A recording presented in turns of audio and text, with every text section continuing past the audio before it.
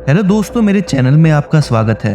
दुनिया में आज भी कई ऐसी चीजें हैं जो रहस्यों से भरी पड़ी हैं और जो हमारी सोच से बहुत परे हैं। इन रहस्यों में कई अनसुलझे सवाल हैं जिनका जवाब आज भी वैज्ञानिक नहीं तलाश पाए हैं। ये दुनिया ऐसी जगहों से भरी पड़ी है जिनके बारे में जानकर वैज्ञानिक भी अचंभे में हैं, जो आज भी सबके लिए एक पहेली बनी हुई है।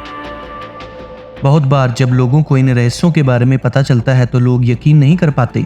हमारी सोच और समझ भी इन रहस्यों के आगे झुक जाती है। आज हम आपके लिए दुनिया की कुछ ऐसी जगह लेकर आए हैं जिनके बारे में जानकर आप यकीन नहीं कर पाएंगे, तो इस वीडियो के अंत तक जरूर बने रहें। आज की वीडियो में हम आप लोगों को देश दुनिया के कुछ मिस्टीरियस और अमेजिंग गांव और उनसे जुड़ी कुछ अमेजिंग बातें बताने वाले हैं जिनके बारे में जानकर आप सभी हैरान रह जाएंगे। तो चलिए दोस्तों, शुरू करते हैं आज की वीडियो और जानते हैं दुनिया के कुछ मिस्टीरियस और अमेजिंग गांव के बारे में। मलाना गांव हिमाचल प्रदेश में मौजूद ये छोटा सा गांव अपने आप में बहुत मशहूर है। वजह है यहाँ पर पाए जाने वाली हशीश यानी एक तरह की भांग। पर यह गांव अपने आप में किसी अजूबे से कम नहीं है, जिसका कारण है यहाँ के अजीबोगरीब रीति रिवाज और परंपराएं। लगभग बहुत ही कम आबादी वाले इस गांव को राजा सिकंदर का वंशज बताते हैं। कहते हैं कि जब सिकंदर ने हिंदुस्तान पर हमला किया था तो उसके कुछ सैनिकों ने मलाना गांव में ही पनाह ली थी और फिर वो यहीं के होकर रह गए। यहाँ के बाशिंदे सिकंदर के उन्हीं सैनिकों के वंशज कहलाते हैं।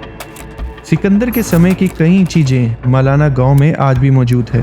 कहा जाता है कि सिकंदर के जमाने की एक तलवार भी इसी गांव के एक मंदिर में रखी हुई है। हालांकि कुछ इसके विपरीत यहाँ खुद को आर्यों के वंशज बताते हैं। भारत में मौजूद इस गांव में खुद के ही बनाए कानून और न्याय व्यवस्था को माना जाता है। इस गांव में अपने सदन है जहां गांव के लोगों के झगड़े, विवादों और अन्य मुद्दों पर फैसला लिया जाता है और इन फैसलों की प्रक्रिया बेहद रोचक और दिलचस्प है। फैसलों का निपटारा करने के लिए यहाँ ईश्वर की मदद ली जाती है।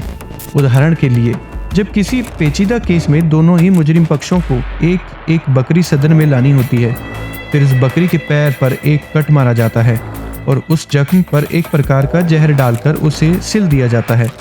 फिर जिसकी भी बकरी पहले मरती है उसे दोषी करार दे दिया जाता है।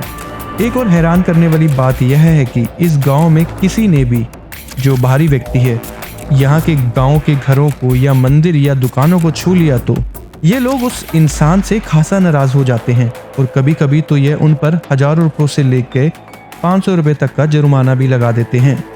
यहाँ साल में एक बार फागरी उत्सव मनाया जाता है जिसमें लोग मुगल बादशाह अकबर की पूजा करते हैं। है ना अपने आप में बहुत अजीब। इसके अलावा यहाँ की भाषा भी आसपास की गांव से काफ़ी अलग है। यहाँ की भाषा ग्रीक संस्कृति और तिब्बत की बोलियों का मिश्रण है। इस भाषा का नाम है कानाशी। इन लोगों की भाषा पूरे हिमाचल में बोले जाने वाली भाषाओं से बिल्कुल अलग है। कानाशी भाषा सिर्फ यहाँ के लोग ही बोलते हैं और इसे बाहरी लोगों को सिखाना मना है। वहाँ के स्थानीय लोगों के अनुसार यह एक पवित्र भाषा है जिन पे सिर्फ इन्हीं का अधिकार है।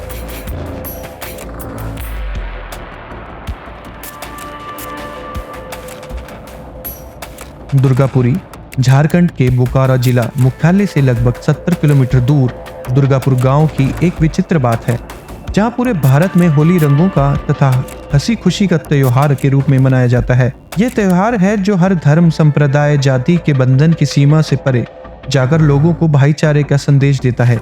लेकिन आपको जानकर हैरानी होगी कि झारखंड के इस गांव में दुर्गापुर में होली नहीं खेली जाती है, बल्कि होली वाले दिन तो इस गांव में एक सन्नाटा सा पसर जाता है, जैसे कि कोई मातम छाया हुआ हो। लोगों का मानना है कि अगर वो लोग होली खेलेंगे तो उनके गांव में भयंकर महामारी आ सकती है।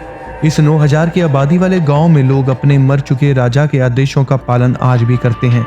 हमेशा इस डर के साए में रहते हैं कि अगर राजा की बात ना मानी तो वह पूरे गांव में आकर तबाही मचा देगा।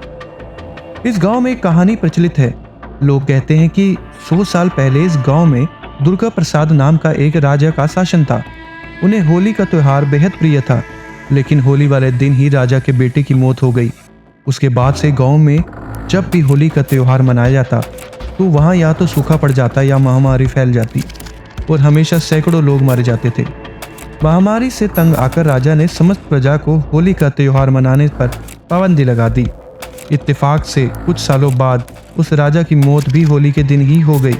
उसके बाद से यहाँ पर होली का त्यौहार ना ही बनाया जाता है, ना ही वह उनकी परंपरा का कोई हिस्सा है, जो अभी इतनी सदियों के बाद तक चली आ रही है।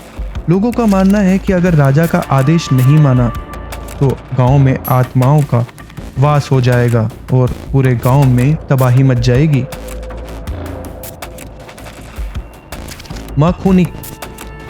हम सब ने बचपन में दादी नानी से कहानियों में बोनो के देश के बारे में जरूर सुना होगा, नहीं तो सबने गुलिवर की कहानी तो जरूर सुनी होगी। मगर ऐसा सच में भी हो सकता है? कोई गांव ऐसा बोनो का हो सकता है जहां सब ही बोने होते होंगे? ये शायद ही कभी किसी ने सोचा हो। लेकिन आज हम आपको एक ऐसे गांव के बारे में बताने जा रहे हैं जहां सैकड़ों साल पहले सिर्फ बोने ही रहते थे। साल 2005 में खुदाई के दौरान इस गांव में एक मम्मी मिली थी जिसकी लंबाई सिर्फ 25 सेंटीमीटर थी। उस दौरान इस गांव का नाम इंटरनेशनल मीडिया की सुर्खियों में बन गया था। इस मम्मी के मिलने के बाद जांच में पता लगा कि इस गांव में बेहद कम लंबाई वाले लोग रहा करते थे। मम्मी मिलने के बाद विशेषज्ञ इसे पक्का मानने लगे, लेकिन कुछ जानकारों के मुताबिक ये मम्मी समय से पहले पैदा हुए किसी बच्चे की भी हो सकती है जिसकी करीब 400 साल पहले मृत्यु हो गई हो। वह लोग इस बात पर यकीन नहीं करते हैं कि इस गांव में लोग बोने होंगे। दरअसल ये जगह ईरान का एक दूरस्थ स्थान है। यह एक सूखा इलाका है जहाँ खेती के लिहाज से ज़्यादा अवसर नहीं थे। इस जगह पर कुछ अनाज, सलजम, बैर, खजूर और जौ की खेती हुआ करती थी। यहाँ रहने वाले लोग पूरी तरह से शाकाहारी थे।